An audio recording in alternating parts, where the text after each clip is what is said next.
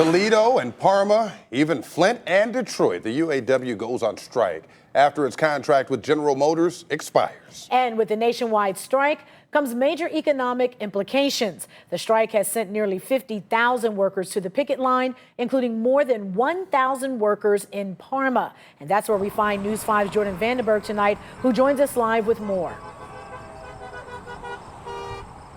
Yeah, at this point, no one really knows how long the strike will last, but if you are to believe some of the rhetoric that you're hearing from both sides, it could be for a long time. But the rank and file UAW members here that have been flanking the entrances and the exits of the GM plant here in Parma, they say they will be here till the end. The strike struck at midnight.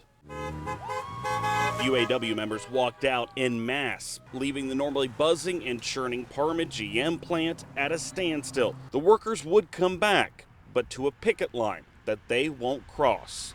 Well, what I see is a battle for relevance of the UAW. Dr. Juscelino Colaris, an expert in trade and business law at Case Western, says the UAW has a lot of negotiating power in its back and forth with GM. They have a big, strike fund.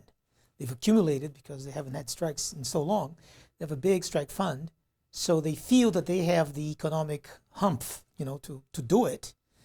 But with negotiating power comes risk for both sides. With each passing hour, the strike costs UAW members their normal wages. And GM loses more than $1 million per factory per hour. GM says it offered the union $7 billion in investment and the addition of 5,400 jobs as part of the contract negotiations. The offer also reportedly includes a new product for the shuttered Lordstown plant. However, the UAW has apparently balked at increased health insurance costs as well as GM's demands for greater flexibility. GM is concerned, what if in 4 years we have a recession and I'm stuck with this contract, right, that I can't change? So there are issues in terms of, how flexible can GM be if the economy turns? Dr. Colaris says the UAW's strike could also be a litmus test for the union's future collective bargaining with Ford and Fiat Chrysler. While GM has enjoyed record profits the past few quarters, a long strike could be damaging for both sides of the picket line. They're a healthy company, but of course no company can operate with the threat of a strike, much less with a strike for too long.